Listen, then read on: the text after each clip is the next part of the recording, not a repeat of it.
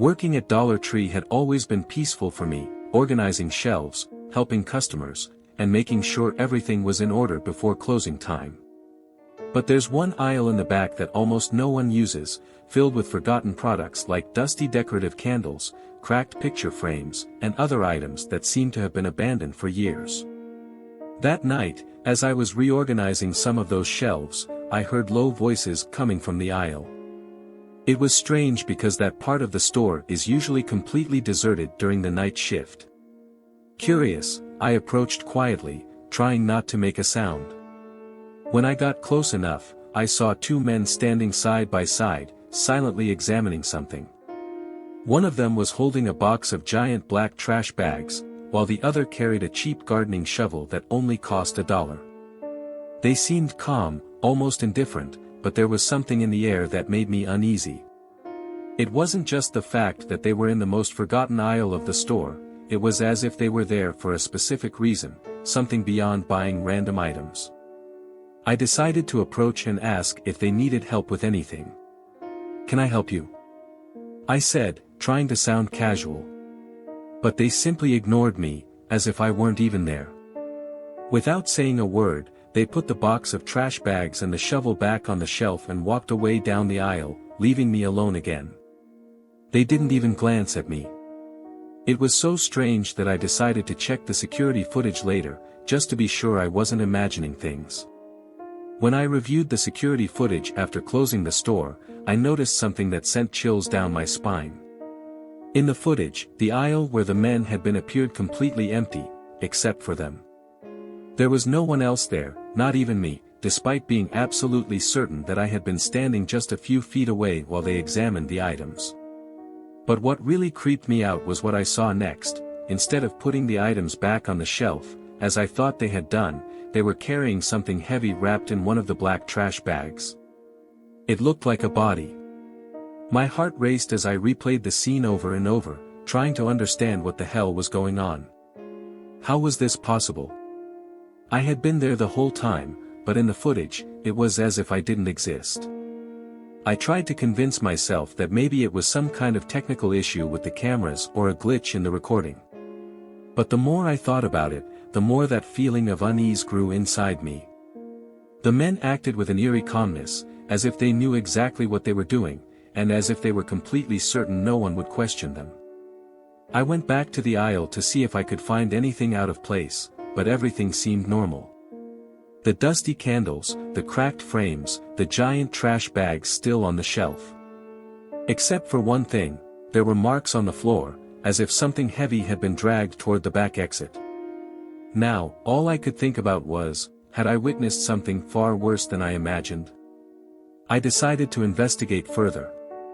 I went to the back exit, which was rarely used, and found something even more disturbing, a faint trail of dirt or dust on the floor, as if something, or someone, had been dragged outside. The door was locked, just as we always leave it at the end of our shift, but there was a small mark near the bottom, as if it had been forced open recently. My stomach churned as I tried to connect the dots, the strange men, the heavy black bag, the marks on the floor. There was no other plausible explanation. They had taken something, or someone, away. But what could it have been? And why would they do it inside the Dollar Tree, of all places? I returned to the main counter, trying to decide what to do. I called the police, but when I explained the situation, two men carrying a heavy black bag that appeared on camera, but with no clear evidence of anything illegal happening, I realized my story sounded weak. The operator said they'd send a patrol to check it out, but from the tone of his voice, I knew they wouldn't take it very seriously. While waiting, I started going over everything in my mind. Why that specific aisle? Why those products, giant trash bags and a cheap shovel? And most importantly, why had I been completely erased from the footage? The more I thought about it, the clearer it became that I had witnessed something I wasn't supposed to see. When the police arrived, they took a quick walk around the store and reviewed the cameras. However, without concrete evidence that anything illegal had occurred, they couldn't do much beyond filing a report. They were probably just carrying trash or something like that, the officer said, trying to reassure me. But I knew that wasn't true. The way the men had acted, cold, calculated, as if they knew no one would question them, and the fact that I had been erased from the footage made it clear that something far darker was going on. They weren't just two random guys. They had a purpose there. Now, I'm stuck with this constant feeling that I'm the next weak link in this case. Every time I walk down that back aisle, I feel like I'm being watched, even though I know I'm alone. The cameras continue working normally for everyone else, but whenever I appear in the footage from that specific area, it's as if I never existed. I know I should quit and forget all about it, but something inside me won't let me. I need to figure out what really happened, and who those men were. I just hope that in doing so, I don't end up inside one of those black bags.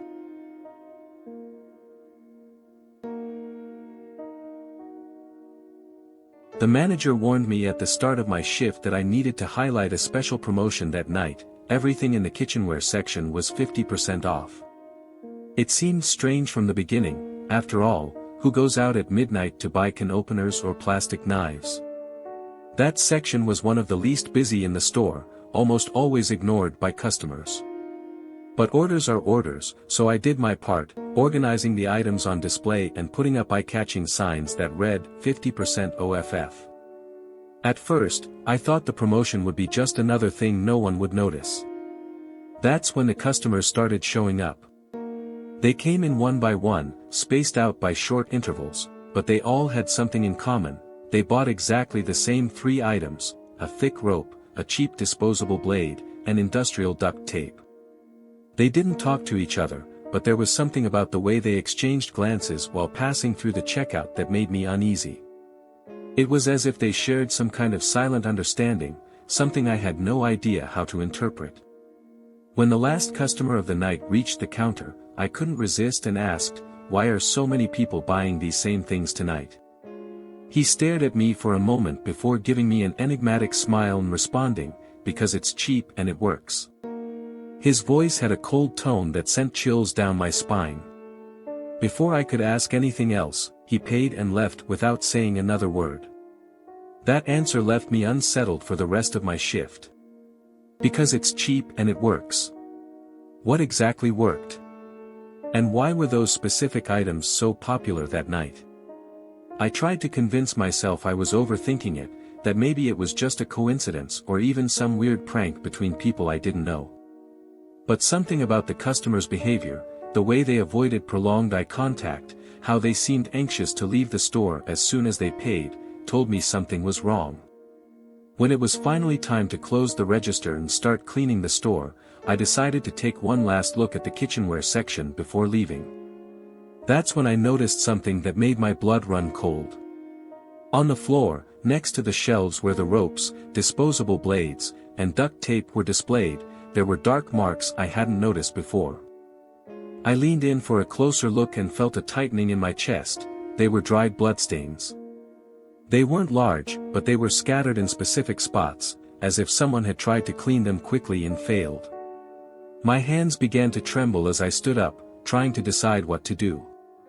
I called the manager, but he denied any knowledge of what might have happened there. "It must have been from some clumsy customer," he said, but his voice sounded forced, almost nervous. I knew something much bigger was going on, something no one wanted to admit. I returned to the counter, trying to figure out what to do. I decided to check the security cameras to see if anything suspicious had been recorded during the night. As I watched the footage, I noticed something strange. Every time one of the customers approached the kitchenware section, the camera seemed to blur or flicker for a few seconds, as if someone had deliberately interfered with the recording. There was nothing clear enough to prove something was wrong, but the pattern was undeniable. Every customer who bought the same items seemed to be involved in something they didn't want to be seen doing, and that made me even more terrified. I tried calling the police, but when I explained the situation to the operator, I realized my words sounded vague even to me. Bloodstains. Customers buying rope and blades.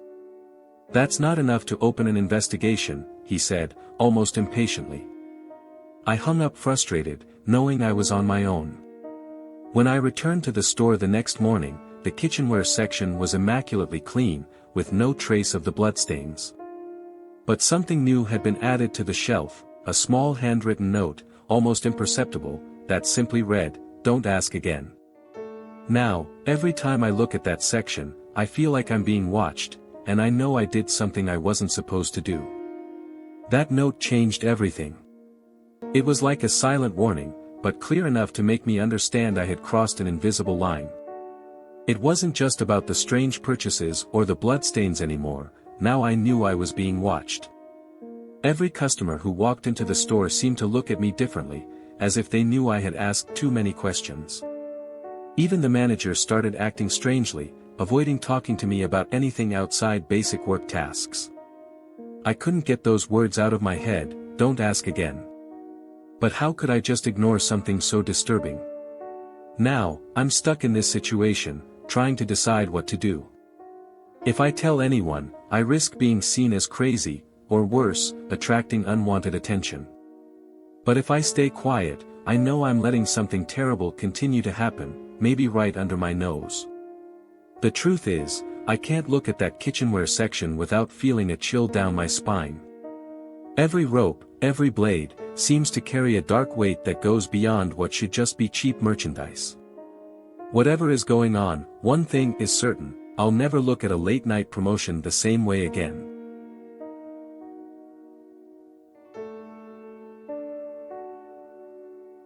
I just wanted to buy a cheap plastic mask for Halloween, the kind that barely covers your face and costs $1 at Dollar Tree. It seemed like a simple task, something I'd do in a few minutes before heading back home. But when I walked into the store at midnight, I noticed something strange in the air. The cashier seemed nervous, constantly glancing over his shoulder toward the door, as if expecting someone or something to show up at any moment. I thought maybe it was just exhaustion or stress from working the night shift, but that uneasy feeling stuck with me as I made my way to the Halloween aisle. When I finally picked out my mask, a white skull with black details, I noticed something even more disturbing. At the back of the store, a man was standing completely still, wearing the exact same mask I had in my hands. He stared at me for a long moment, his face covered by the white skull almost surreal under the fluorescent lights. Before I could think to say anything or make a move, he simply turned around and walked out of the store without making a sound. His presence left an odd void in the atmosphere, as if he hadn't been meant to be there at all. I quickly paid for my item, trying not to dwell too much on what had just happened, but deep down, I already knew, this night wasn't going to be normal. As I left the store, I headed straight to the parking lot, trying to shake the feeling that I was being watched. But when I reached my car, I realized the man with the mask was getting into another vehicle further away, along with two other men, all wearing the same white skull masks I had just purchased. They didn't say a word, but their eyes seemed fixed on me as I got into my car and started the engine. For a moment, I considered driving off quickly, but something held me back. I wanted to understand what was going on. They stood there for a few seconds, just staring at me through their masks, before finally driving away. The sound of their car engine echoed through the silence of the empty parking lot, leaving me alone with my confused thoughts. The next day, I found out that the Dollar Tree had been temporarily closed by the police. No one explained clearly why, just mentioned an ongoing investigation. When I opened the local news online, a chill ran down my spine. On the front page, there was a photo related to the investigation. It was the same cheap mask I had bought, abandoned at a crime scene. The caption said something about key evidence and suspicious activities. My heart raced as I tried to connect the dots. Did that man know I also had one of those masks? If I had chosen anything else on that shelf, would I have avoided drawing attention to myself? Now, all I can think about is that maybe I narrowly escaped, or worse, that I'm still somehow involved. Since that day, I can't get the image of those masks out of my head. Every time I look at the white skull I bought, it feels like it's staring back at me, a silent reminder that something very wrong happened that night. I hid it deep in my closet, but even so, its presence seems to loom over me. I spent hours trying to find more information about the case in the newspaper and on social media, but all I found were vague reports and speculation. The only thing clear is that the masks are connected to something bigger, something dangerous. And now, I have one of them at home. I decided to go back to the Dollar Tree a few days later, hoping to find some clue or explanation. But the store was still closed, with yellow police tape blocking the entrance. There were traces of forensic powder on the glass doors, and an official notice stated that reopening would be indefinite. As I stood there observing the place, I noticed something strange: a man across the street, wearing an identical mask to the one I had bought. He stared at me for a moment before turning and disappearing around the corner. I couldn't be sure, but I had the feeling he'd been following me since that night in the parking lot. Now I know it wasn't just a coincidence that I chose that mask. Something guided me to it, and maybe that means I was never really safe. Now, every unusual sound makes my body stiffen. Every time I leave the house, it feels like I'm being watched by eyes hidden behind those same white masks. I've tried throwing mine in the trash several times, but something stops me, as if getting rid of it might make things worse. I've started noticing small, strange details: an unfamiliar car parked near my house, a shadow that vanishes when I try to look directly at it. It's as if I was marked that night, chosen for something I still can't fully understand. Last night, I found a message scrawled in the dust on my windshield when I returned from work: "You should have picked a different mask." There was no one around when I got to my car, and the handwriting was uneven, almost childlike. But the message was clear: this isn't over. Whatever these masks represent, they seem to be more than just cheap Halloween props. Now, all I can do is wait, and hope that whoever is behind this doesn't decide to show up again. After all, maybe the next time I see someone wearing one of those masks, they won't just be watching me.